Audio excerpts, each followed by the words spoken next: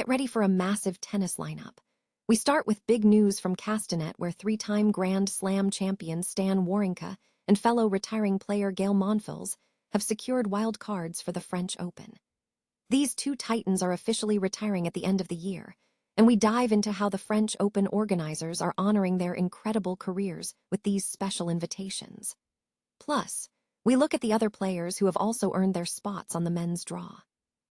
Stop using your finger for notes, sketches, and edits. This Jam Jake stylus pen gives your iPad a smoother, more precise writing feel with palm rejection so your hand can rest naturally on the screen. It charges fast, works for hours, and comes with replacement tips. Perfect for school, work, or creative projects. Check the link in the comments to grab it on Amazon.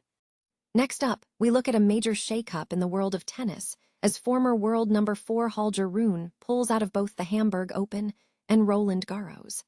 This withdrawal puts a huge pause on his long-awaited comeback plans after a significant injury break. We explore why the Dane made this difficult decision and what his sights are now set on for the upcoming grass court season.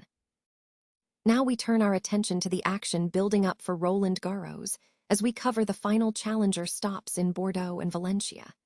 We're talking about high-profile names like Matteo Berrettini, Grigor Dimitrov, and Alejandro Tabilo, battling it out in these key tournaments before the Grand Slam begins.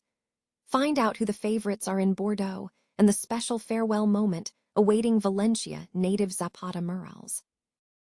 And finally, we look at the major issues facing the sport as Jessica Pegula is rallying players amidst the French Open prize money dispute. Pegula is quietly organizing a response to potential boycotts from top names like Aryna Sabalenka and Jannik Sinner, questioning the current prize money structure. Don't miss this deep dive into the fight for change in tennis and what it means for the future of the sport.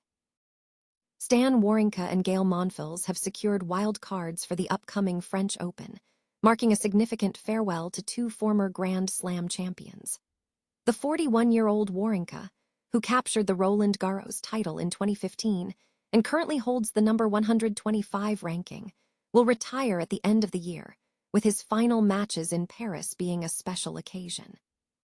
Alongside him, 39-year-old Gael Monfils, who reached the semifinals in Paris in 2008 and is ranked number 222, is also retiring and will be honored during his final appearances in the city. The French Open organizers have also extended wildcards to several other players in the men's draw, including Nishesh Basaverdi, Titouan Drogat, Hugo Gaston, Arthur G., Moise Kuim, and Adam Walton. In the women's division, wild cards have been awarded to Clara Burel, Ksenia Efremova, Fiona Ferro, Lelia Jeanjian, Emerson Jones, Sarah Rakitamanga, Alice Tubello, and Akasha Arhobo. The clay court Grand Slam is scheduled to commence on May 24. Former world number 4 tennis player Holger Rune has announced his withdrawal from both the Hamburg Open and Roland Garros, postponing his highly anticipated return to the professional circuit following an extended injury layoff. The decision comes after a period of anticipation, as Rune had previously indicated plans to compete at the Hamburg Open, an ATP 500 event, in May, where he had reached the quarterfinals in 2024. Speaking about his decision, the 22-year-old Dane expressed his strong affection for clay courts, emphasizing the significance of tournaments like Paris and Roland Garros to him. Rune stated that his decision was not simple, but he prioritized being fully prepared for a complete tournament rather than just playing a few matches.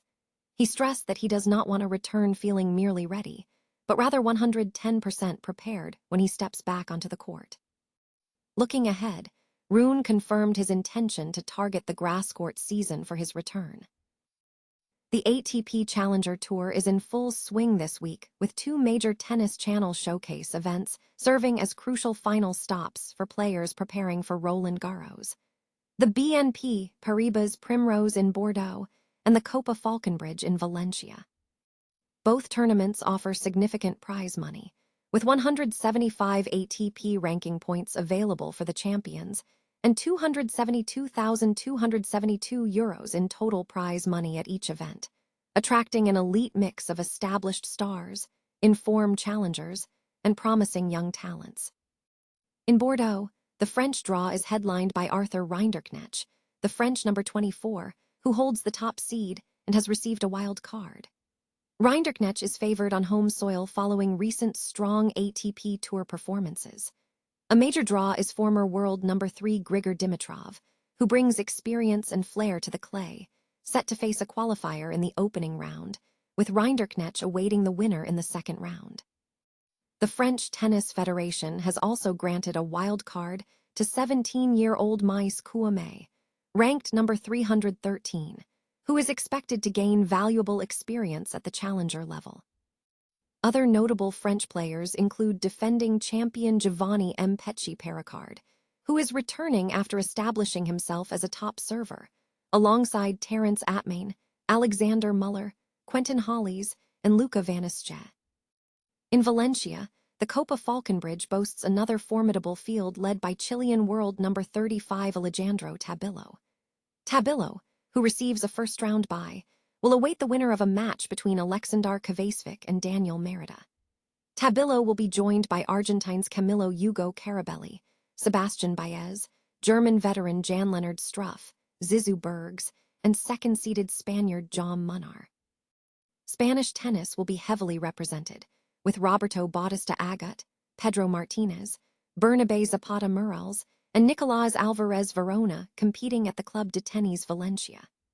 A significant emotional moment is anticipated with the farewell of Valencia native Bernabe Zapata Murals, who has received a wild card and will conclude his professional career at home, facing 22-year-old Adolfo Daniel Vallejo in the first round. Adding to the prestige of the event, the Copa Falconbridge dinner celebrated the legendary Sanchez Vicario family, the only family whose members have all won the tournament. In recognition of their contribution, Court 2 at the Club de Tenis Valencia will officially be named Pista Sanchez Vicario throughout the tournament. Main draw action across both Bordeaux and Valencia is scheduled to commence on Tuesday. Jessica Pegula is spearheading an effort to organize a response from top tennis players regarding a potential boycott over the prize money dispute at the upcoming French Open, which kicks off on May 24. Pegula, the 2024 U.S. Open runner-up, is quietly coordinating a collective action to address concerns over the share of tournament revenues allocated to player prize money. This initiative comes amid growing discontent, with top-ranked players such as Aryna Sabalenka and Jannik Sinner voicing concerns over the distribution of funds and a perceived lack of respect within the sport. Sabalenka has suggested a boycott for a larger portion of tournament revenue, while Sinner has pointed to a general lack of respect. Pegula, whose family owns the NHL and NFL franchises in Buffalo, New York, feels a leadership role in this effort, noting that she is proactively reaching out to players across both men's and women's tour to gauge interest in the protest. She highlighted the disparity between tennis revenue distribution and that of major sports like the NFL and NHL, where athletes often receive a larger share of revenue. The protest stems from the claim that the French Open is allocating under 14.9% to players, down from 15.5% in 2024, according to a player's statement. Despite organizers announcing a 10% increase in the overall prize money pot for the French Open, players argue that the underlying figures do not reflect a fair compensation. Pegula emphasized the need for unity, stating, "It's been nice to see Aryna and Jannik kind of step out. I know a lot of other players feel the same way. But to have the two number ones very outspoken about it, that's kind of what it takes to get them to listen."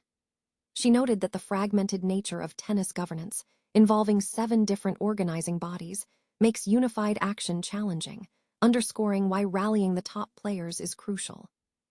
Historically, players have sought greater say in decision-making, with previous efforts leading to increases in prize money at other major tournaments like Wimbledon and the U.S. Open. However, players feel the Grand Slams do not match the rate of 22% seen at regular ATP and WTA Tour events. Pegula acknowledged the difficulty in uniting players, noting that unlike salaried athletes in other sports, tennis players are not financially compelled to participate.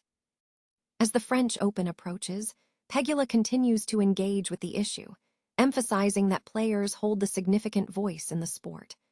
Organizers at the French Open have yet to respond to requests for comment, while Pegula also noted a lack of response from the All England Club regarding Wimbledon's prize money announcement. She remains focused on bringing the top players together to influence the governance of the sport.